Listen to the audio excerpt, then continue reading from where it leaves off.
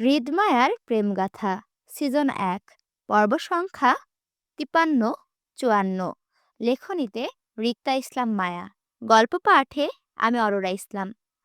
কোলাহলময় একটি অস্থির উত্তেজিত পরিবেশ। দিনের শেষে সন্ধ্যার আবেশ ধরণী জুড়ে। সময়টা প্রায় ৬টা ৩০-এর ঘরে। অবস্থান চট্টগ্রাম মেডিকেল হসপিটাল।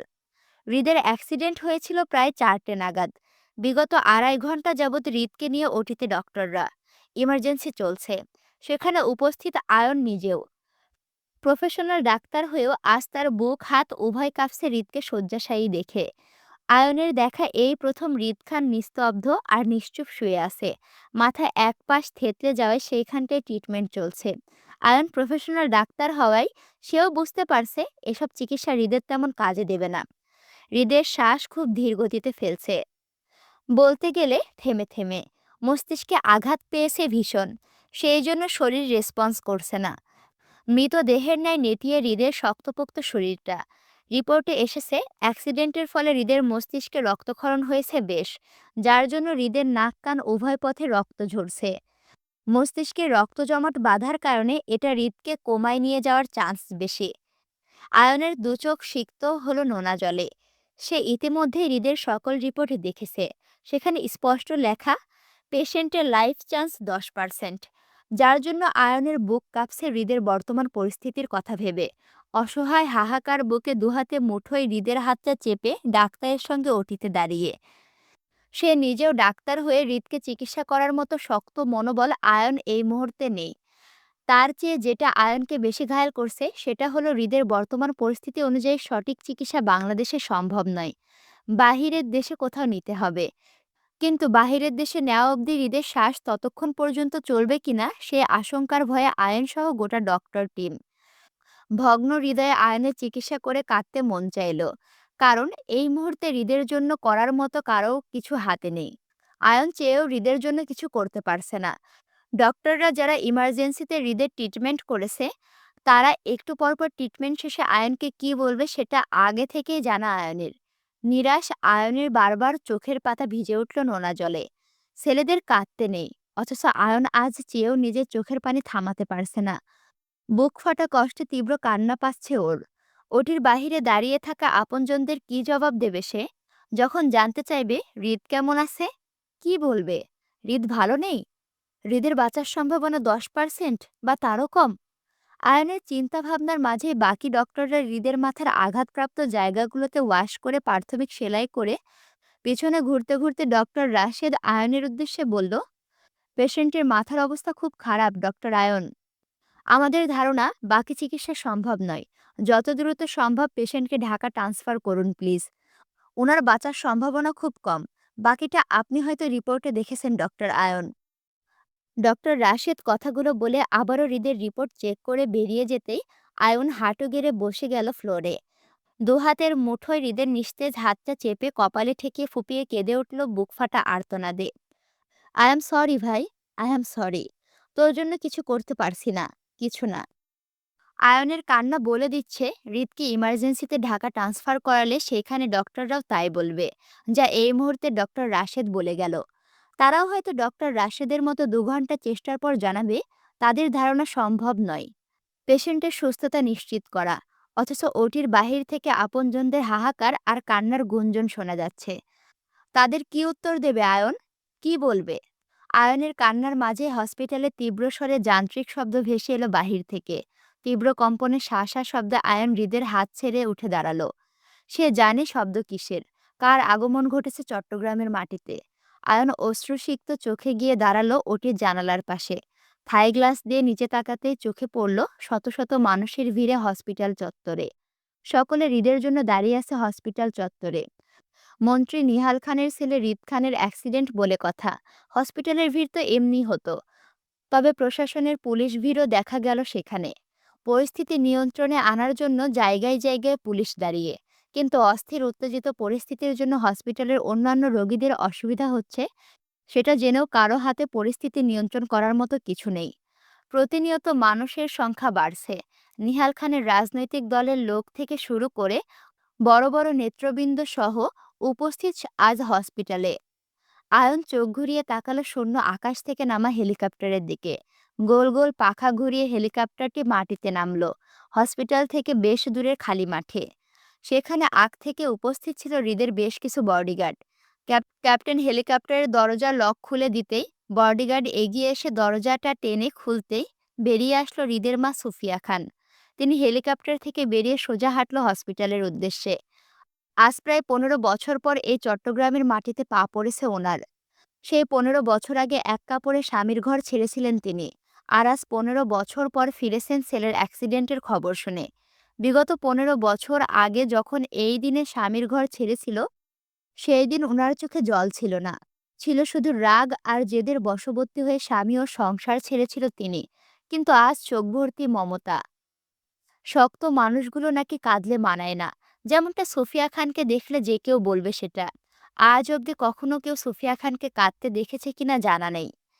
নিহাল খান নিজেও হয়তো কখনো নিজের বউকে কাঁদতে দেখেনি। এমনকি সুফিয়া খানের বাবা মা মারা যাওয়ার সময়কালেও তিনি দেখেননি সুফিয়া খানকে কাঁদতে। অথচ আজ উনার চোখের পাতাসহ লাল হয়ে ফুলে আছে অতিরিক্ত কান্নার ফলে। শক্ত মানুষগুলো কাঁদলে শব্দ হয় না, নিশ্চুপে শুধু চোখে জলই ঝরে যায়। এই মুহূর্তে সুফিয়া খানের চোয়াল শক্ত হয়ে আছে অতিরিক্ত রাগে, অথচ চোখসহ গাল অনবরত ভিজে উঠেছে কান্নায়। সুফিয়া খান হসপিটালের করিডোরে পা রাখতে আপনজনের কান্নার শব্দ ভেসে এলো কানে। হৃদের ৩ ফুপুর ২ ফুপুও উনাদের স্বামী সন্তানেরা সকলে উপস্থিত হসপিটালে। আয়নের বাবা মা বাদে ওনারা লন্ডনের বাসিন্দা, সেই জন্য আজ এই মুহূর্তে এখানে কেউ নেই। তবে শশী ও তার বাবা মা দুজনে অশ্রুসিক্ত নয়নে খানবাড়ির সকলের সাথে দাঁড়িয়ে। বলতে গেলে খানবাড়ির হাতে গোনা কয়েকজন কর্মচারী বাদে সকলে উপস্থিত হসপিটালে হৃদের খবর জানতে। সুফিয়া খান পরিচিত মানুষের মুখ সেই নিচতলা থেকে ৩য় ফ্লোরে ওঠা অবধি দেখে পেয়েছে। সকলের দৃষ্টি কেন্দ্রবিন্দু ছিল হৃদের মা সুফিয়া খান। হসপিটালের করিডোরে পরিচিত অপরিচিত অসংখ্য মানুষের ভিড় জমে থাকায় হাঁটার রাস্তা নেই। তবে সুফিয়া খানের আগমনে সকলেই করিডোরের দুপাশে হয়ে দাঁড়ালো রাস্তা করে। অপারেশন থিয়েটারের সম্মুখে মাথা ঝুঁকে ফ্লোরে বসেছিল নিহাল খান। হঠাৎ পায়ের খটখট শব্দে সামনে তাকাতে চোখ পড়ল একটা প্রিয় মুখ। নিস্তব্ধ নিশ্চুপ পলকে তিনি সেই দিকে তাকিয়ে রইল, তেজে হেঁটে আসা রাগান্বিত মহিলাটির দিকে। অতি আপনজনে অতি প্রিয় একটা মুখ নিহাল খানের। অথচ আজ কতটা বছর পর সামনে থেকে দেখা পেল তিনি। নিহাল খানকে একইভাবে তাকিয়ে থাকতে দেখে প্রথম রাদিফ, পরে সকলেই তাকালো সুফিয়া খানের দিকে। সুফিয়া খানকে দেখে অতি আবেগে ভালোবাসা দেখিয়ে শশীর মা এগিয়ে এসে জড়িয়ে ধরতে চাইলে সুফিয়া খান হাতের ইশারায় বাধা দিয়ে সামনে হাঁটল। উপস্থিত সবাইকে এড়িয়ে মুখোমুখি হলো ডক্টরের সঙ্গে। ডক্টর রাশেদ সবেমাত্র ওটি থেকে বেরিয়েছিল সবার সঙ্গে কথা বলবে বলে, কিন্তু তার আগে মুখোমুখি হলো সুফিয়া খান। ডক্টর রাশেদ কিছু বলবে, তার আগে অস্থির উত্তেজিত ব্যাকুলতায় প্রশ্ন করল সুফিয়া খান, ডক্টর, আমার ছেলের কি অবস্থা? ওকে দেখতে পারবো একটু? সুফিয়া খানের সম্পর্কে বেশ ধারণা ছিল ডক্টর রাশেদের। তিনি মন্ত্রী নিহাল খানকে চিনলেও ওনার বউ হিসেবে সুফিয়া খানকে চেনেন না, আর না কখনো দেখেছে। ডক্টর রাশেদ সুফিয়া খানের কথার উত্তর করল না মেয়ে মানুষ বলে। তিনি সরাসরি কোনো পুরুষের সাথে কথা বলতে চাই, বিশেষ করে হৃদের বাবা নিহাল খানের সঙ্গে। সেই জন্য তিনি আশেপাশে মাথা ঘুরিয়ে নিহাল খানের খোঁজ করল, হৃদের কন্ডিশন জানাতে। পেয়েও গেল নিচে ফ্লোরে বসা নিরুপায় বিধ্বস্ত নিহাল খানকে।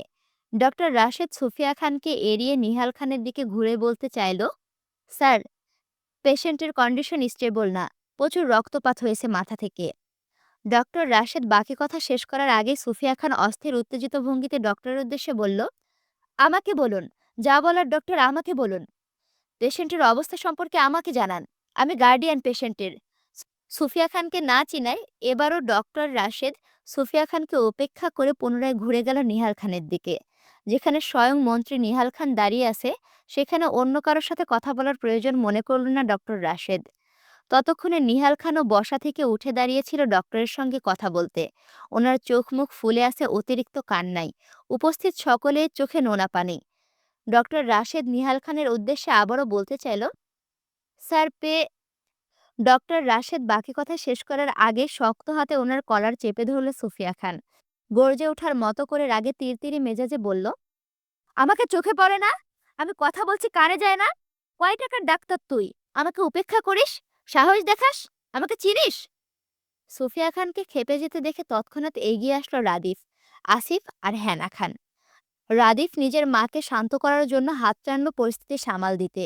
ভাঙা গলায় ডক্টর রাশেদের উদ্দেশ্যে বলল, উনি আমাদের মা ডক্টর। যা বলার আম্মুকে বলুন, আমরা শুনব। সুফিয়া খানের বগল থাবায় যতটা না ভয় পেয়েছিল, এখন আসল পরিচয় পেয়ে ভেতরকার ভয়টা আরো বেড়ে গেল ডক্টর রাশেদের। তিনি এবার সুফিয়া খানকে বলতে লাগলো, আসলে পেশেন্টের মাথায় গুরুতর আঘাত পেয়েছে। মাথার বাম পাশটা পুরো থেতলে যাওয়ার কারণে পেশেন্টের মস্তিষ্কে রক্ত উঠে গেছে, যার জন্য পেশেন্টের লাইফ চান্স 10%। এত রিস্কের মধ্যে ট্রিটমেন্ট করা আমাদের ধারণা সম্ভব নয়। আমরা ঢাকা ট্রান্সফার করলেও সেখানে সেম কথাটাই বলবে। বলতে পারেন, পেশেন্টের কন্ডিশন অনুযায়ী সঠিক চিকিৎসা বাংলাদেশের কোথাও সম্ভব নয় এই মুহূর্তে। বাংলাদেশের ডক্টর পারবে না পেশেন্টের মাথার সেন্সিটিভ পয়েন্টে সার্জারি সঠিকভাবে করতে। আমরা ডক্টর রাশেদের কথা শেষ হতে না হতেই পুনরায় তেতে উঠল সুফিয়া খান। তারা যদি সঠিক ট্রিটমেন্ট করতে না পারে, তাহলে এতক্ষণ পর্যন্ত তাদের কাছে পেশেন্টটা আটকিয়ে রাখলো কেন এই হসপিটালে? এতে পেশেন্টের চিকিৎসার অভাবে লাইফ চান্স কমছে না প্রতিনিয়ত? তেতে ওঠে সোফিয়া খান পুনরায় নিজের মেজাজ হারিয়ে একইভাবে কলার চেপে ধরল ডক্টর রাশেদের। রাগান্বিত ভঙ্গিতে বলল, কিছু করতে না পারলে আমার ছেলেকে এতক্ষণ কেন রেখেছেন হসপিটালের মধ্যে? আমার ছেলের কিছু হয়ে গেলে এর দায়ভার কে নেবে?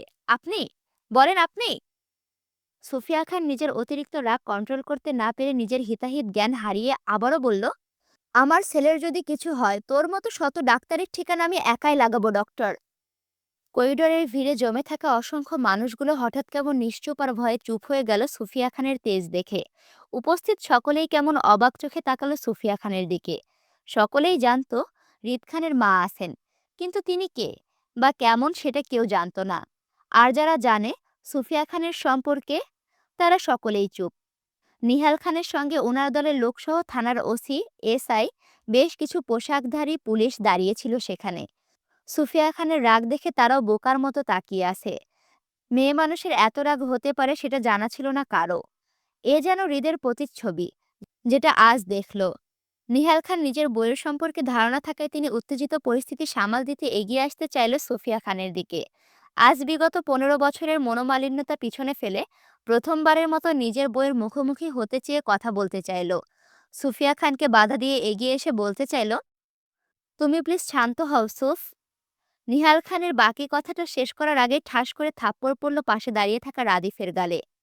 এই পরিস্থিতিতে মায়ের হাতে থাপ্পড় খেয়ে গালে হাত দিয়ে শক্ত হয়ে দাঁড়ালো বাবার দিকে তাকিয়ে। রাগে কটমট করছে সুফিয়া খান। রাদিফকে মারতে দেখে হাই হাই করে উঠল হেনা খান। আরাফ খান এই হসপিটালে অ্যাডমিট। তিনি অসুস্থ হয়ে পড়েছেন হৃদের খবর শুনে। বয়স্ক মানুষ হওয়ায় হৃদের অ্যাক্সিডেন্টের খবর শুনে অতিরিক্ত কান্নার ফলে জ্ঞান হারিয়ে একই হসপিটালে অন্য কেবিনে শুয়ে আছে। নিহাল খান রাদিফকে মারতে দেখে তিনি সুফিয়া খানকে আবারও বাধা দিয়ে বলতে চাইল, ওকে কেন মারছো? ও পুনরায় ঠাস শব্দে হৃদের অপর গালে থাপ্পড় পড়ল সুফিয়া খানের। নিশ্চুপ পরিস্থিতি আরো নিশ্চুপ হয়ে গেল পরপর দুটো থাপ্পড়ের শব্দে। নিহাল খান বুঝতে পারল রাদিফের গালে পড়া থাপ্পড় দুটো রাদিফের গালে নয়, বরং অদৃশ্যভাবে ওনার গালে মেরেছে সুফিয়া খান। কারণ হৃদের আজ এই পরিস্থিতির জন্য ওনার বউ সরাসরি ওনাকেই দায়ী করছে। সেই জন্য ওনার রাগটা রাদিফের ওপর দিয়ে যাচ্ছে এখন। রাদিফ পরপর দুগালে হাত দিয়ে অসহায় মুখ করে দাঁড়িয়ে বাবার দিকে তাকিয়ে। রাদিফের অসহায় দৃষ্টি বলছে, বাবা তুমি এই মুহূর্তে চুপ থাকো প্লিজ। নিহাল খান চুপ করে গেলেও হেনা খান সুফিয়া খানের হাত টেনে নিজের দিকে ফেরাতে চেয়ে বলল, কি করছো তুমি সুফিয়া? সবাই দেখছে তোমাকে। এটা হসপিটাল, বাড়ি নয়। হেনা খানের কথায় তৎক্ষণাৎ সুফিয়া খান রাগে তেতে উঠে বলল, আপনার ছেলের জন্য আজ আমার ছেলের এই অবস্থা হয়েছে মা। আজ যদি আমার ছেলের কিছু হয় আপনার ছেলের জন্য, তাহলে আমি আপনার ছেলেকে ছাড়বো না মা। 15 বছর আগে যে কারণে আপনার ছেলেকে আমি ছেড়েছিলাম, আজ ঠিক একই কারণে আমার ছেলে মরতে বসেছে। আজ আপনি কি বলবেন? সুফিয়া খানের কথায় নরম হয়ে আসলো হেনা খানের সুর। তিনি বলল, নিহাল কি ওর ছেলের ক্ষতি করবে সুফিয়া? দোষ গুণ জানি না মা। আমার ছেলের কিছু হলে আমি আপনার ছেলেকে ছাড়বো না। এর শেষ আমি দেখেই ছাড়বো। কথাটা বলতে বলতে তিনি তৎক্ষণাৎ তেজি স্বরে ডাকলো আয়নকে। Ion, ion! ওটি থেকে কয়েক সেকেন্ডের মধ্যে বেরিয়ে আসলো আয়ন। গায়ে ওটির পোশাক, মুখে মাস্ক খুলে সুফিয়া খানের মুখোমুখি হতে হতে নরম গলায় বলল, জি মামি। কি করতে হবে বলো? কোন দেশে নিতে হবে আমার ছেলেকে? 10% কেন? 1% চান্স হলেও আমার ছেলেকে বাঁচিয়ে ফিরে আনবো ইনশাল্লাহ। দ্রুত বলো, কোথায় নিতে হবে? বাকিটা আমি সামলে নিব। আমি আমার ছেলের সুস্থতা নিশ্চিত করতে চাই। At any cost. মামি হৃদের কন্ডিশন স্টেবল না।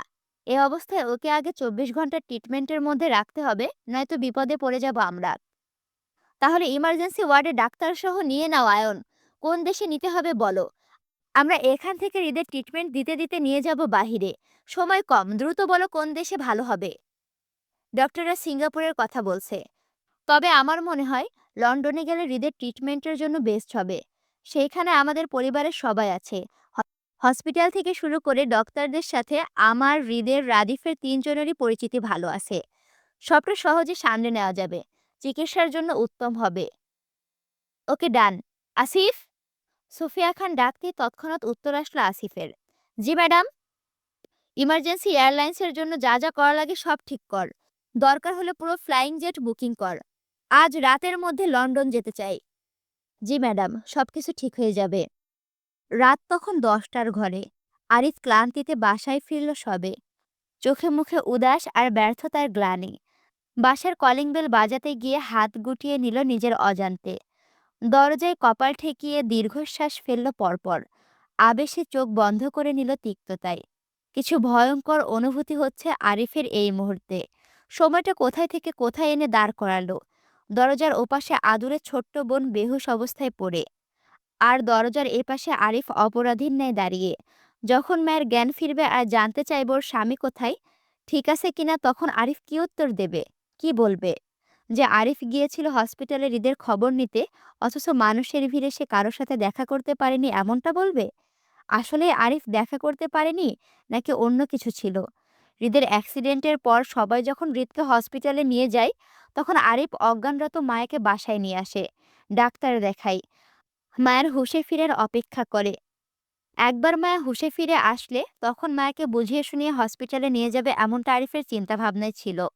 সেই জন্য ডাক্তার দেখিয়ে মায়ের হুঁশে ফেরার অপেক্ষা পর্যন্ত করছিল। অবশেষে দেখা যায় ঘণ্টাখানেকের ভেতর মায়ের হুঁশ ফিরে আসলেও মায়া তখন মানসিকভাবে স্টেবল ছিল না। বরং অতিরিক্ত পাগলামি আর চিল্লাচিল্লি করতে করতে 10 মিনিটের মাথায় আবারও জ্ঞান হারায় মায়ার স্বামী স্বামী করতে করতে। মায়ের অবস্থা দেখে আরিফ আবারও ডাক্তারকে ডাকলো। ডাক্তারের পরামর্শ অনুযায়ী মায়ের ব্রেন শান্ত থাকার জন্য ঘুমের ইঞ্জেকশন দিল মায়াকে। আরিফ বাধ্য হয়ে মায়াকে ঘুমে রেখে ও একাই হসপিটালে গিয়েছিল হৃদের খবর নিতে। আরিফ হসপিটালে যেতে যেতে দেখলো বিশাল ভিড় জমে আছে হসপিটাল চত্বরে। খানবাড়ির সকলে হাহাকার আর আত্মচিৎকারে উপস্থিত সকলের চোখে পানি। আরিফ আজ প্রথমবারের মতো হৃদ খানের মাকেও দেখেছিল সেখানে। সে কি দারুণ তেজ মহিলার! এমন শক্ত পার্সোনালিটির মহিলা আরিফের দেখা এই প্রথম ছিল সুফিয়া খান। চোখের পলকে ছেলেকে ঢাকা ট্রান্সফার করান। কারো কোনো কথা বা কাউকে ভিড়তে দেয়নি ছেলের আশেপাশে। হসপিটালে আরিফ ছিল তৃতীয় পক্ষ। সবে একদিন হয়েছিল হৃদ মায়ের সম্পর্কের কথাটা সবাই জেনেছিল। এখন কেউ খানবাড়িতে মায়ের সম্পর্কটা মেনে নিয়েছে এমনটা বলেনি। অথচ এই ধোঁয়াশা অবস্থায় হৃদের অ্যাক্সিডেন্ট হওয়াতে আরিফ আগ বাড়িয়ে বোনের স্বামী হিসেবে হৃদের খবর জানতে পারছে না। কেমন একটা সংকোচ বোধ ছিল আরিফের মনের মধ্যে। তারপরও আরিফ সকল সংকোচ বোধ পা ঠেলে আগ বাড়িয়ে গিয়েছিল হৃদের খবর জানতে। কিন্তু খানবাড়ির কেউ আরিফের সঙ্গে কথা বলার মতো মন মানসিকতা দেখায়নি। আর না আরিফের কোনো কথাই কেউ উত্তর দেয়। বলতে গেলে আরিফ যাদের কাছে হৃদের খবর জানতে গিয়েছিল, তারা সবাই আরিফকে নীরবতা দেখিয়ে এড়িয়ে গেছে। বারবার একই কাজ হওয়াতে আরিফ আর কারো কাছে না গিয়ে হৃদের ছেলেপেলেদের সঙ্গে দাঁড়িয়ে থেকে শুধু নীরব চোখে দেখল হৃদের মায়ের তোলপাড় করা কাণ্ডগুলো। তিনি মুহূর্তের মাঝে আরিফ, রাদিফ, আয়নকে দিয়ে হৃদকে ঢাকা ট্রান্সফার করেন ডাক্তার সহ। আরিফ অনেক চেয়েছিল আসিফ, আয়ন বা রাদিফের মধ্যে কারো সঙ্গে কথা বলতে, কিন্তু সেই সুযোগটাই সে পেল না। সবাই কেমন তাড়াহুড়ো করে হৃদকে নিয়ে ব্যস্ত হয়ে পড়েছিল। ব্যস্ত হওয়াটাই স্বাভাবিক। হৃদ খানের জীবন মরণ নিয়ে কথা, ব্যস্ত তো হবেই। হৃদকে নিয়ে ঢাকা যেতে যেতে নিহাল খান, আসিফ দুজন ক্যাশ টাকায় এয়ার অ্যাম্বুলেন্স বুকিং করল। আরিফ যতটুকু জেনেছে হৃদের সঙ্গে নিহাল খান, সুফিয়া খান, আয়ন, রাদিফ আপাতত এই চারজনই গিয়েছে। পরবর্তীতে হয়তো আরাফ খান সুস্থ হলে হেনা খান আরাফ খানকে নিয়ে লন্ডনে যাবে। আসিফ দেশেই থাকবে হৃদের ব্যবসা আর খানবাড়ি তদারকি করতে। আরিফের হসপিটালে যাওয়ার ঘণ্টা খানেকের ভিতর হৃদকে নিয়ে খানবাড়ির সকলে ঢাকা চলে যাওয়াতে আরিফ হসপিটাল চত্বরে আরও ঘণ্টাখানিক বসেছিল দুশ্চিন্তায়। বাসায় ফিরে সে মায়াকে কি উত্তর দিবে? হৃদ খান ভালো নেই সেটা তো আরিফ নিজের চোখে দেখে এসেছে। হৃদকে নিয়ে পরদেশে পাড়ি দেওয়ার বিষয়টা সে দেখেছে। হয়তো এতক্ষণে ফ্লাইটে উঠে পড়েছে সবাই। আর না শেষবারের মতো মায়া নিজের স্বামীকে দেখতে পেল। পরিস্থিতি এমন হয়ে দাঁড়িয়েছে যে মায়ের খোঁজ খবর নেওয়া তো দূরে থাক, মায়াকে খানবাড়ির কেউ চিনতে পারছে না, এমনটা খান পরিবারের মনোভাব হয়ে দাঁড়িয়েছে। কিন্তু আরিফ এই মুহূর্তে নিজের বোনকে কি জবাব দেবে, সেই চিন্তায় দরজায় কপাল ঠেকিয়ে দাঁড়িয়ে রইল কিছুটা সময়। পকেটের ফোনটা হঠাৎ বেজে উঠতে আরিফ ওই অবস্থায় পকেটে থেকে ফোনটা বের করে কানে তুলতে উদ্বিগ্নতায় গলা শোনা গেল রাকিবের। আরিফের সঙ্গে রাকিবও হসপিটালেই ছিল। আরিফ বাসায় আসার সময় রাকিবকে বলে আসেনি, সেই জন্য হয়তো রাকিব কল দিচ্ছে আরিফের খোঁজ নিতে। আরিফ কল রিসিভ করতে রাকিব উদ্বিগ্নতায় বলল, কই তুই? দীর্ঘশ্বাসে আরিফ মন্ত হয়ে ভাঙা গলায় অল্প আওয়াজে বলল, বাসায় আয় তুই। আরিফ সচরাচর নিজের বাসায় বন্ধুদের কাউকে আনে না কখনো। নিজের বাসায় দু বোন থাকাতে সে বন্ধুদের বাসার বাহিরে রাখে সবসময়। কিন্তু আজ এই পরিস্থিতিতে আরিফ নিজের মনোবল পাচ্ছে না সবকিছু সামলাতে। সেজন্য রাকিবকে বলল নিজের বাসায় আসতে। রাকিব আরিফের কথায় পুনরায় নিশ্চিত হতে আবারও একইভাবে জিজ্ঞেস করল, তোর বাসায় আসবো? হুম। এখন? আয়। কথাটা বলে আরিফ কল কেটে দিল। কথা বলতে ভালো লাগছে না ওর। কেমন ক্লান্তি আর দুর্বল লাগছে। দরজা হতে সরে সোজা হয়ে দাঁড়িয়ে আরিফ কলিং বেল বাজাতেই তৎক্ষণাৎ দরজা খুলে দিল জুই। সে যেন দরজার পাশেই দাঁড়িয়েছিল এতক্ষণ অপেক্ষা করে। তাড়াহুড়ো করে জুই দরজা খুলে উদ্বিগ্নতায় পরপর প্রশ্ন করল আরিফকে হৃদের খবর জানতে। হৃদ ভাইয়া কেমন আছে ভাই? উনি কি আছেন? ডাক্তার কি বলেছে? বেশি ব্যথা পেয়েছে? আরিফ দরজার বাইরে জুতা রেখে বাসায় ঢুকল। জুইকে এড়িয়ে বাসায় ঢুকতে ঢুকতে তাকালো মায়ের রুমের দরজার দিকে। ক্লান্তিতে মায়ের খবর জানতে চেয়ে বলল আরিফ, মায়ের হুঁশ ফিরেছে? জুইয়ের কথার উত্তর না করে আরিফকে পাল্টা প্রশ্ন করতে দেখে অস্থির হলো জুই। নিজের কথার উত্তর না পেয়ে তারপরও আরিফের কথার উত্তর দিয়ে বলল জুই, না। ও। আরিফ উদাসীনতায় গিয়ে গা এলিয়ে বসল ড্রয়িং রুমের সোফায়। জুই দরজা লাগিয়ে আরিফের দিকে এগোতে চাইলে আরিফ সোফায় গা এলিয়ে কপালে হাত ঠেকাতে ঠেকাতে বলল, ভাইকে এক গ্লাস ঠান্ডা পানি খাওয়াতে পারবি জুই? খুব ক্লান্ত লাগছে। এক্ষুনি আনছি। অস্থির উত্তেজিত জুই এই শীতের মাঝেও আরিফের জন্য ফ্রিজ খুলে ঠান্ডা পানি গ্লাসে করে নিয়ে আসলো। আরিফ সেটা এক টানে খেয়ে নিয়ে জুইয়ের হাতে গ্লাসটা দিতে দিতে আবারও বলল, আরেকটা গ্লাস খাওয়াতে পারবে? জুই চুপচাপ মাথা নাড়িয়ে সম্মতি দিয়ে পুনরায় গ্লাস ভর্তি ঠান্ডা পানি নিয়ে আসলো। আরিফও আগের ন্যায় ঢকঢক করে সম্পূর্ণ পানির গ্লাসটা খালি করলো এক চুমুকে। তীব্র পানির তৃষ্ণা পেয়েছিল তার। ভিতরটা হাহাকার করছিল তৃষ্ণায়। এত পানি খেয়েও যেন তৃষ্ণা মেটেনি আরিফের। আরিফ পানির গ্লাসটা টি টেবিলের ওপরে রাখতে রাখতে বলল, তুই কিছু খাবি জুই? দুপুর থেকে না খাওয়াই তুই। অর্ডার করব? আরিফের কথায় জুই খানিকটা অসন্তুষ্ট গলায় তৎক্ষণাৎ উত্তর করে বলল, আমি কিছু খাবো না ভাই।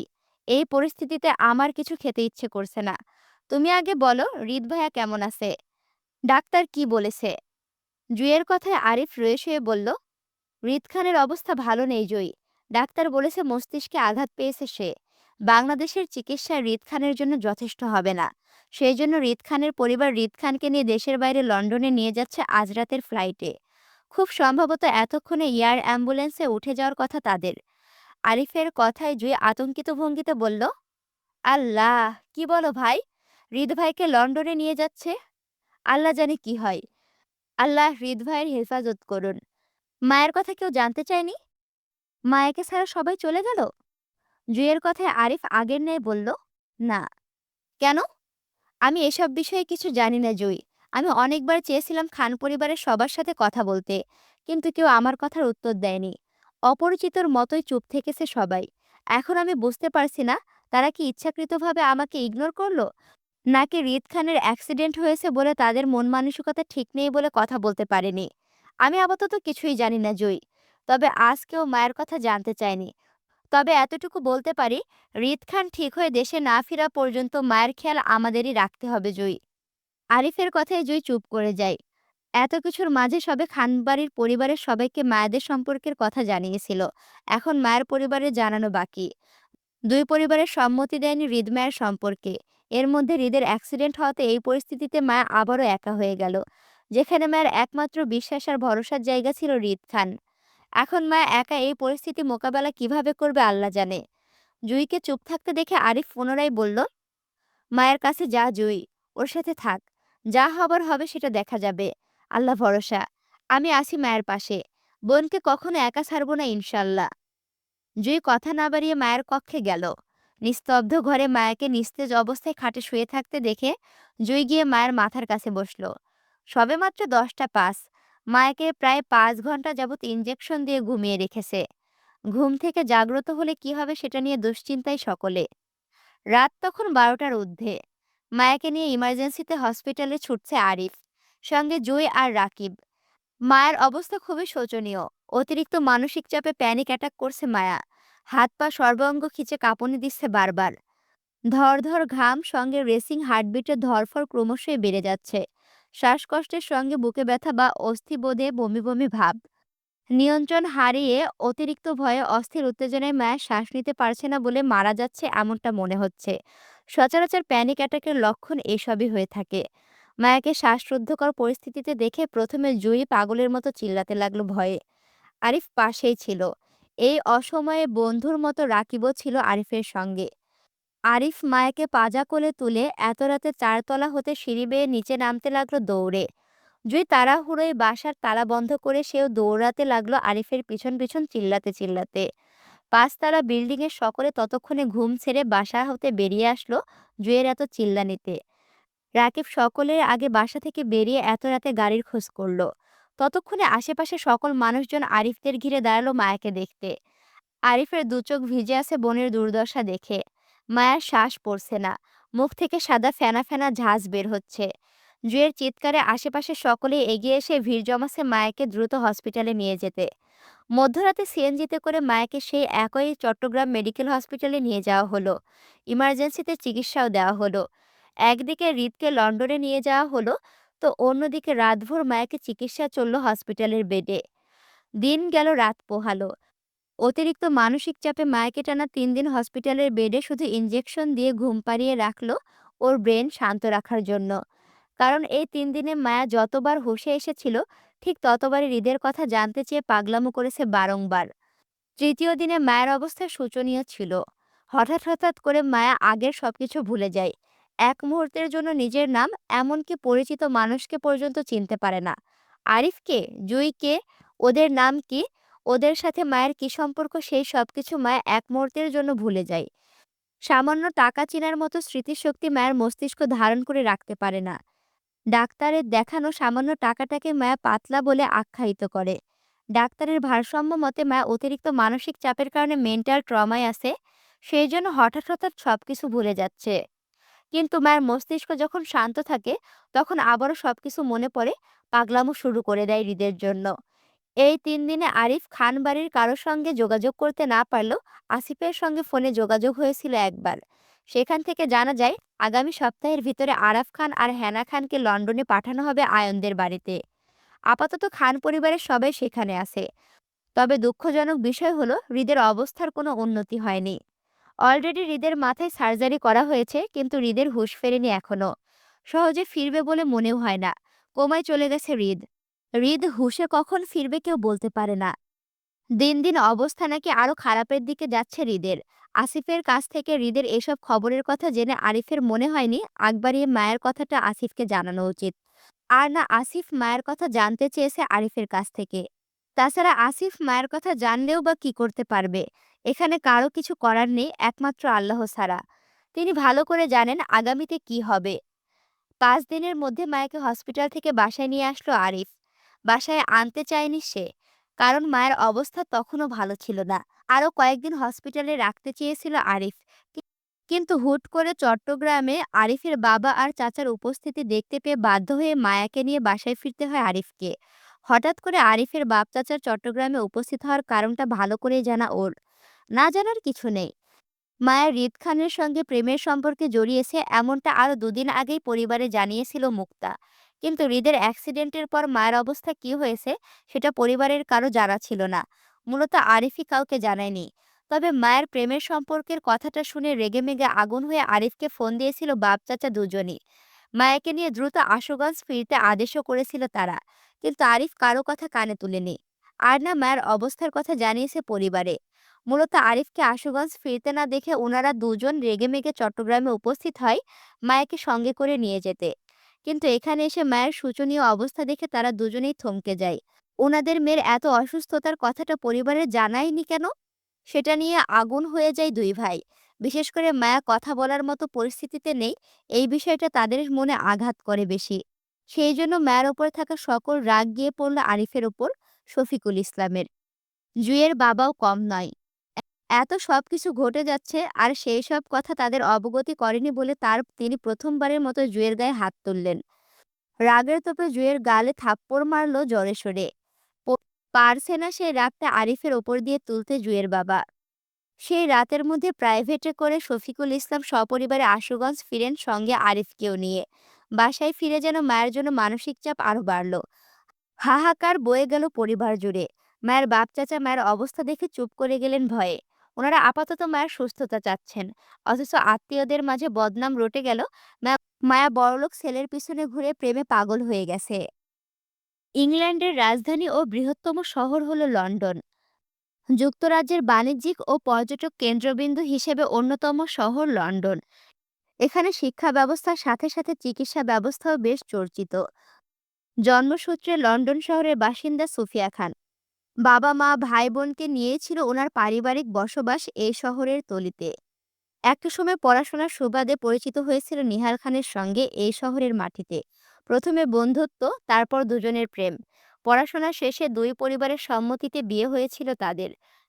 তারপর নিহাল খানের হাত ধরে সুফিয়া খান বাংলাদেশে সেটেল হয়ে যান। তারপর আর কখনো এই লন্ডন শহরকে আপন করতে পারেনি তিনি। যদিও দুজন একটা সময় পর আলাদা হয়ে গেছেন, তবে বিচ্ছেদ হয়নি দুজনের। আজও দুজন স্বামী স্ত্রী। তারপরও কেন জানি সুফিয়া খান কখনো বাংলাদেশের মাটি ত্যাগ করে লন্ডন শহরকে আপন করতে পারেনি। তবে ওনার যোগাযোগ রয়েছে এই শহরের সঙ্গে, একেবারে পর করে দেননি এই শহরকে। জন্মসূত্রে ইংল্যান্ডের সিটিজেনশিপ নাগরিক হওয়ায় প্রায় প্রতি বছরে ওনার বাংলাদেশ টু লন্ডন আসা যাওয়া লেগেই থাকেন ভিন্ন কাজে। তাছাড়া সুফিয়া খানের বাবা মা আজ জীবিত না থাকলেও ওনার বড় ভাই আজও পরিবার নিয়ে এই লন্ডনের শহরে বসবাসরত আছেন। যেমন আছেন শশীর মা সালমা সৈয়দ ও ওনার স্বামী। সুফিয়া খানের ছোট বোন সালমা সৈয়দ পরিবার এই শহরের নাগরিক। বাংলাদেশে তিনি শুধু খান বাড়ির উদ্দেশ্যে আসা যাওয়া করেন। বলতে গেলে শশীর সঙ্গে হৃদের বিয়ের ব্যাপারটা তাজা রাখতে এত কাঠখড় পুড়িয়ে দোটানার সম্পর্ক রক্ষা করে চলেছে তিনি। দোটানার সম্পর্কে সালমা সৈয়দ খাতির জমালেও স্বভাবে ঠিক বিপরীত হলো সুফিয়া খান। রাগ জেদ্দে এক স্পষ্টভাষী মহিলা তিনি। মিথ্যা ছলনা পছন্দ নয়। মুখের ওপর সত্যকে সত্য আর মিথ্যাকে মিথ্যা বলা ওনার কঠিন ব্যক্তিত্ব। বলতে গেলে হৃদ অনেকটা তার মার মতোই হয়েছে, রাগী আর বদমেজাজি টাইপের। নিহাল খান এমন শক্তপোক্ত কঠিন চরিত্রের প্রেমে পড়েছিল যৌবনকালে। পড়েছিল বলতে ভুল হবে, আজও তিনি বইয়ের প্রেমে পড়ে আছেন। কিন্তু দীর্ঘদিনের দূরত্বের কারণে দুজনের সম্পর্কে ফাটল ধরেছে। বইয়ের জন্য মায়া আছে, কিন্তু প্রকাশ করার জন্য ভাষা নেই নিহাল খানের। তাই যেটা যেভাবে চলছে সেটা সেভাবেই যেতে দিচ্ছেন তিনি। যৌবনকালটা তিনি একাই কাটিয়েছেন, এখন তো মধ্যবয়সটা শেষের দিকে। এখন আর উনার একাকিত্ব পোড়ায় না, সয়ে গেছে। একা থাকতে শিখে গেছেন। এই দুনিয়াতে বাঁচবে বা আর কয়দিন? বাকি দিনগুলো না হয় একাকিত্বে কাটিয়ে দেবে। তারপরও এই বয়সে এসে কাউকে ডিস্টার্ব করতে মন চায় না ওনার। সবাই তো ভালো আছে। উনি দুঃখে থাকলেও কেই বা দেখবে? কারো দেখার তো আর নেই। কেউ দেখতে আসে না। সবাই শুধু উনার উপরটায় দেখে, যেটা উনি দেখায়। কিন্তু মনের খবর বা কয়জন নেয়? আজকাল উনার এই দুনিয়াটা কেমন তেতো তেতো লাগছে। নিজের নিঃশ্বাসটাও বেশ ভারী ভারী বোঝা মনে হয়। নিজের ছেলের মৃত্যুমুখী হওয়ার কারণটা আজ তিনি। ওনার করা রাজনৈতিক দণ্ডের জন্য আজ ওনার বড় ছেলে মৃত্যুশয্যায় শুয়ে। বাবা হিসেবে তিনি অপরাধী। না হতে পারলেন ভালো স্বামী, আর না হতে পারলেন আদর্শ বাবা। ব্যর্থ ওনার জীবন। আর এই ব্যর্থতা ওনাকে ভেতর থেকে দুমড়ে মুচড়ে খুঁড়ে খুঁড়ে খাচ্ছে। নত মস্তিষ্কের নিহাল খান দুহাতে মাথা চেপে হাহাকারে বুকে দীর্ঘশ্বাসের সঙ্গে দুফোঁটা চোখের জল ফেলল পায়ের কাছে ফ্লোরে। সামনে হৃদের কেবিন। তিনি হসপিটালের বিশাল করিডোরে সারিবদ্ধ চেয়ারে মাথা ঝুঁকে বসে মনস্তাত্ত্বিক চিন্তাভাবনায় বিভোর। আশেপাশে পরিচিত কেউ নেই। সকল অপরিচিত ভিন্ন দেশের মাঝে তিনি একা বসে জীবনের কিছু হিসাব মেলাতে ব্যস্ত। উনার জীবনের অনেক সময় তিনি এই শহরে কাটিয়েছেন। আর হৃদ, রাদিফ, আয়ন ৩ জনের পড়াশোনা বেড়ে ওঠা এই লন্ডন শহর থেকেই। তাই উনার কাছে এ শহরটা অতটাও অপরিচিত নন। পরিচিত বটে। পরিচিত শহরে নিজের সন্তানকে নিয়ে আজ ১৫ দিন যাবৎ হসপিটালের চক্কর কাটছেন উনারা। অজ্ঞানরত হৃদের হুঁশ নেই। বিগত ১৫ দিন পেরিয়ে ১৬ দিনে পড়তে চলল। অথচ হৃদের কন্ডিশন এখনো আগের নেই। মাথার অপারেশনও সাকসেসফুলি হয়েছে, তারপরও হৃদের অবস্থা পরিবর্তন হয়নি। লাইফ সাপোর্টে রাখা হয়েছে হৃদকে। 24 আওয়ার্স হসপিটাল চত্বরে কেউ না কেউ উপস্থিত থাকছে হৃদের সঙ্গে।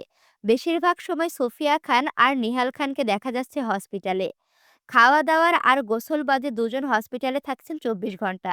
অথচ কেউ কারো সাথে কথা বলছে না, আর না চোখ ঘুরিয়ে দেখার চেষ্টা করে। দুজন দুজনার আশেপাশে থাকছে, অথচ একজনের উপস্থিতিতে অন্যজন নীরব দর্শক। যেন নীরব যুদ্ধ চলছে দুজনার মধ্যে। এমনকি দুজন রাত্রি যাপন করেছে দুটো আলাদা আলাদা বাড়িতে। সুফিয়া খানের নিজ বাড়ি, নিজ আত্মীয় রেখেও তিনি হোটেলে উঠেছেন। কারো সাহায্য নেওয়ার মানুষ তিনি নন। সবসময় নিজের কাজ নিজে করেন। নিজের দায়িত্ব নিজে পালন করতে পছন্দ করেন। সেই জন্য হৃদের আশেপাশে নিহাল খানকে থেকেও ওনাকে দেখা যায় বেশি। নিহাল খান সুফিয়া খানের জন্য হসপিটালে রাত্রি যাপন করতে পারেন না। নিহাল খান একাধিক মানুষ হসপিটালের রোগীর সঙ্গে অ্যালাউড নয় বলে তিনি রাদিফের ফ্লাইটে থেকেছেন। আরাফ খান, হ্যানা খান, আয়নের সঙ্গে আছেন ওদের পরিবারে। সকলেই রোজকার আসা যাওয়া লেগে থাকে হসপিটাল চত্বরে। আয়ন প্রফেশনাল ডাক্তার হওয়ায় সে হৃদের regular check up routine maintain করে। এখন রাত 10টা ৫। আপাতত হসপিটালে কেউ নেই।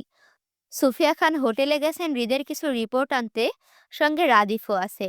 আয়ন হয়তো নিচে গেছে ডাক্তারদের সঙ্গে কথা বলতে। সেই মুহূর্তে তিনি একা বসে আছে এখানটায়। আশেপাশে সাদা চামড়ায় ওয়েস্টার্ন পরা মেয়েদের ঘুরতে দেখা যাচ্ছে, যে যার মতো রোগীদের নিয়ে ব্যস্ত। আপাতত কারো মনোযোগ নেই নিহাল খানের ওপর। মনস্তাত্ত্বিক ভাবনায় নিহাল খান যখন বিভোর, তখনই ওনার সম্মুখে অর্ধ পোশাকে দাঁড়ালো কেউ। খুবই মিষ্টি স্বরে নিহাল খানকে ইংরেজি ভাষায় বলল, mister Khan, are you okay? অশ্রুভেজা চোখ দ্রুত মুছলেন নিহাল খান। পরিচিত নার্সের কণ্ঠ পেয়ে উঠে দাঁড়াতে দাঁড়াতে তিনিও ইংলিশে উত্তর করে বলল, I am okay miss Lita, thanks for asking me. বিদেশিনী নার্সটি বয়স প্রায় ৩০-এর ঊর্ধ্বে, অথচ দেখে মনে হয় বেশ মাত্র ২০-এর কোটায় পা রেখেছে সে। আসলে বিদেশিদের চেহারা দেখে বয়স ধারণা করার উপায় নেই। যেমন মিস লিটার ক্ষেত্রে হয়েছে নিহাল খানের। হৃদের পার্সোনাল নার্স হলো মিস লিটা। হৃদের দেখাশোনা মিস লিটা নামক নার্সটি করে থাকেন, সেই জন্য বেশ পরিচিত এই নার্সের সঙ্গে সবাই। হৃদের কন্ডিশনের বাইরে মিস লিটা নিজ থেকে নিহাল খানের খবরাখবর নিতে থাকেন সব সময়। তাই আজ নিহাল খানকে একা বসে থাকতে দেখে মিস লিটা আগ বাড়িয়ে ওনার সাথে কথা চালালো। সুন্দরী নার্সটি উজ্জ্বল হেসে লাজুক ভঙ্গিতে ঝলমলে ইংরেজিতে বলল, মাই প্লেজার মিস্টার খান। আপনার খবর নেওয়া আমার দায়িত্বের মধ্যে পড়ে। যাই হোক, আপনি কি একা হসপিটালে আছেন? আর কেউ নেই? নিহাল খান স্বাভাবিকের ন্যায় উত্তর দিয়ে বলল, আপাতত কেউ নেই মিস লিটা, তবে একটু পরই সবাই চলে আসবে। নিহাল খান রাতে হসপিটালে থাকেন না। সুফিয়া খান হৃদের সঙ্গে থাকছেন। সেই জন্য ওনাকে রাতে চলে যেতে হয়, আবার সকালে আসতে হয়। নার্সটি বলল, ও, তাহলে আপনি এখন চলে যাবেন? না, একটু পর যাব। সুন্দরী নার্সটি চট করে নিহাল খানকে কফির অফার করে বলল, তাহলে কফি খাবেন আমার সাথে? প্লিজ না করবেন না। মিস লিটা কাজের প্রতি বেশ দায়িত্ববান। নিহাল খানের প্রচণ্ড মন খারাপ হলে মিস লিটা বন্ধুর মতো ওনাকে সান্ত্বনা দেওয়ার চেষ্টা করে থাকেন প্রায়। ওনার বিষয়টা খারাপ লাগে এমন না। বিপদে একজন অন্যজনকে সান্ত্বনা দিতে পারে, এটা অস্বাভাবিক কিছু না। উনি বিষয়টা স্বাভাবিকভাবে নিয়ে উত্তর করতে যাবে, তার আগে শোনা গেল সুফিয়া খানের গলা। নিহাল খানের আগে বিদেশি নার্সটির উদ্দেশ্যে উত্তর দিতে দিতে একই ইংরেজি ভাষায় বলল, আপনার সাথে কফি খাওয়ার মতো দাঁত নেই মিস্টার নিহাল খানের মিস লিটা। বুড়ো মানুষ, দাঁত সব বয়সের ভারে পড়ে গেছে। মুখের ভিতর এখন সব প্লাস্টিকের দাঁত। আপনার সাথে গরম কফি খেতে গেলে তার প্লাস্টিকের দাঁত সব গলে যাবে।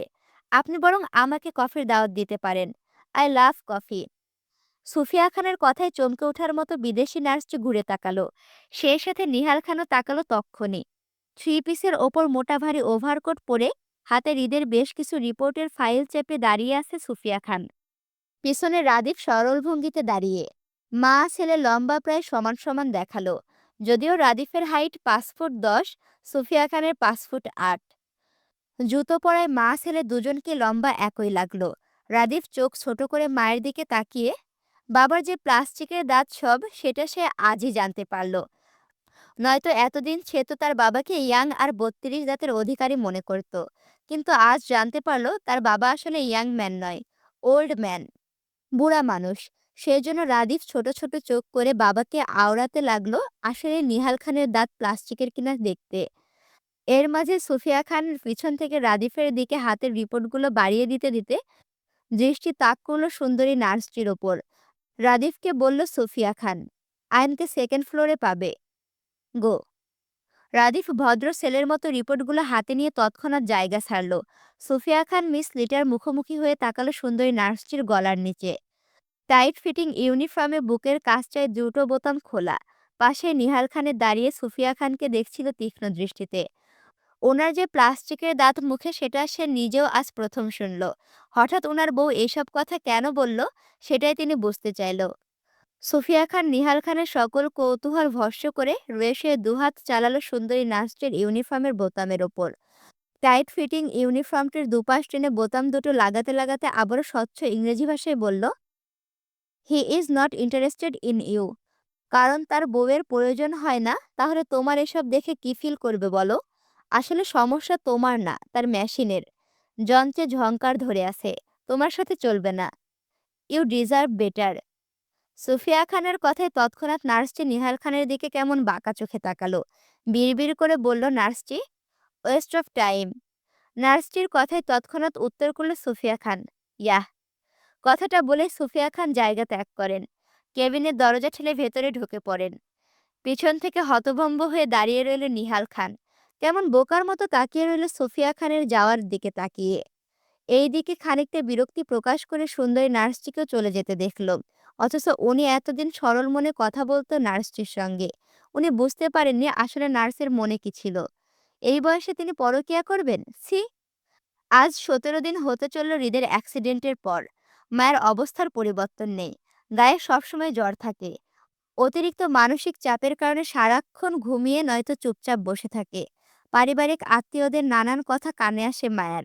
মায়ের ফুপিরা তো মায়ের সামনে এসে যা তা বলে যান। মায়ের জন্য জুয়ের পড়াশোনাও বন্ধর পথে। বাড়ির মেয়েরা পড়াশোনা ছেড়ে ছেলেদের পিছনে ঘুরে পাগল হয়ে যাচ্ছে বলে আর পড়াশোনা করানো ঠিক হবে না বলে এমনটা মায়ের ৩ ফুপির ধারণা। এত পড়াশোনা করিয়ে বা কী লাভ হবে যদি পরিবারের সম্মান নষ্ট করে বেড়ায় এরা? পরিবারের সম্মান বাঁচাতে চাইলে মায়া বা জুয়ের কারোর পড়াশোনার আর দরকার নেই। ভালোই ভালোই সম্মান থাকতে মেয়ে দুটোকে বিয়ে দিয়ে দিলে যান বাঁচবে, নয়তো সমাজে মুখ দেখাবার নয়। এমনি মায়ের জন্য আত্মীয় স্বজনরা থুথু করছে ওনাদের ওপর। বড়লোক ঘরের ছেলেকে ফাঁসাতে না পেরে মায়া নাকি নিজেই পাগল হয়ে ঘরে বসেছে। এইসব কথা আরিফের কানেও গিয়েছে অনেকবার। সে প্রতিবারই প্রতিবাদ করেছে, কিন্তু সবসময় আরিফ সামনে থাকে না মায়াকে বাঁচানোর জন্য। মার ছোট ফুপু শান্তা মজুমদার তিনি একটু শক্ত মনের মানুষ। ভাইয়ের সংসারে ভালো মন্দ চিন্তা করার ওনার সবসময়ের স্বভাব। মায়ের অসুস্থতা বা প্রেমজনিত কথাটি শুনে বড় ভাইয়ের বউদের যাতা শুনিয়েছেন তিনি।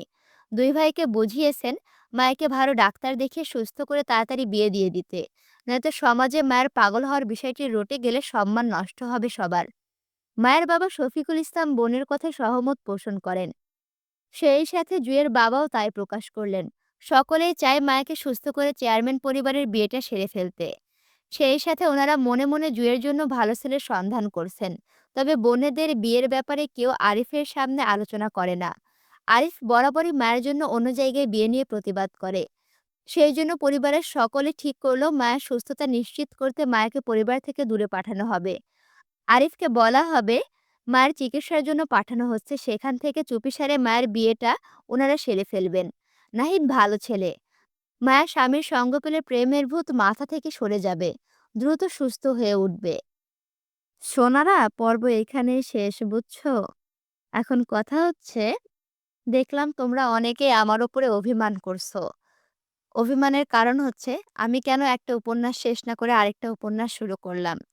আমি তোমাদেরকে আগেই জানাইছিলাম আমার কলেজে অ্যাসাইনমেন্ট চলছে। একদিনে ১৩টা অ্যাসাইনমেন্ট আমাকে জমা দেওয়ার জন্য লিখতে হইছে। অ্যাসাইনমেন্ট লিখা, কলেজে যাওয়া, এই সব মিলায়ে আমার উপরে অনেক প্রেশার পড়ছে। আমাকে অ্যাসাইনমেন্ট লিখে দেওয়ার মতো কেউ নাই, বুঝছো? যে তাকে দিয়ে আমি লিখে নেব। সব মিলায়ে আমার উপরে অনেক প্রেশার পড়ছে। যার কারণে আমার কাছে যেই ভিডিওগুলো আগে থেকে রেডি করা ছিল, কিছু উপন্যাসের ভিডিও আগে থেকে রেডি করা ছিল যেগুলো পরবর্তীতে ছাড়ব বলে রেখে দিয়েছিলাম। এখন উপায় না থাকার কারণে আমি সেই উপন্যাসগুলো ছাড়ছিলাম। কারণ তোমরা যেন বোরিং ফিল না করো, তোমরা যেন আমাকে মিস না করো। আমি সেই কারণেই সেই উপন্যাসগুলো ছাড়ছি। সেই উপন্যাসগুলো ছাড়ছি। এ বাদেও আরো ২ টা উপন্যাস রেডি করা আছে ৩-৪ পর্ব করে। কিন্তু সেগুলো ছাড়ছি না কারণ তখন তোমরা আমাকে এবার গালি দেওয়া শুরু করে দিবা। আর সমস্যা নাই। এই ৩-৪ দিন অনেক প্রেশারের মধ্যে ছিলাম। অনেক প্রেশার ছিল যার কারণে আমি একটু আমার মাথা যন্ত্রণা শুরু হয়ে গেছে। ওইজন্য রেগুলারিটি মেইনটেইন করতে একটু সমস্যা হয়ে যাচ্ছে। মাথা যন্ত্রণাটা বেড়েছে তো। যাই হোক, তবে টেনশন করো না। তোমরা বেশি, বেশি করে দোয়া করো যেন তোমাদের প্রতিদিন আমি নতুন, নতুন ভিডিও দিতে পারি। তোমরা কে, কে রোজা রাখছো অবশ্যই কমেন্ট করে জানাবা। আমিও রোজা আছি। মহান রব্বুল আলামিন আমাদের সকলের রোজা কবুল করুক। আমিন। ভিডিওতে যদি এখনো লাইক, কমেন্ট, শেয়ার না করে থাকো অবশ্যই লাইক, কমেন্ট, শেয়ার করো। আর এখনো যদি আমার চ্যানেলটি সাবস্ক্রাইব করে না থাকো অবশ্যই সাবস্ক্রাইব করে পাশে থাকো। দেখা হচ্ছে পরবর্তী ভিডিওতে। আল্লাহ হাফেজ।